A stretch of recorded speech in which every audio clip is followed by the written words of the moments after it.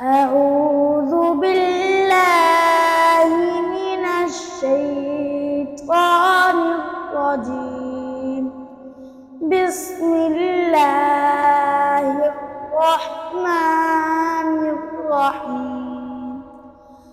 إذا جاء نصر الله والفتح ورأيت الناس يدخلون في دين الله أفواجا فسبح بحمد ربك واستغفره إنه كان توابا.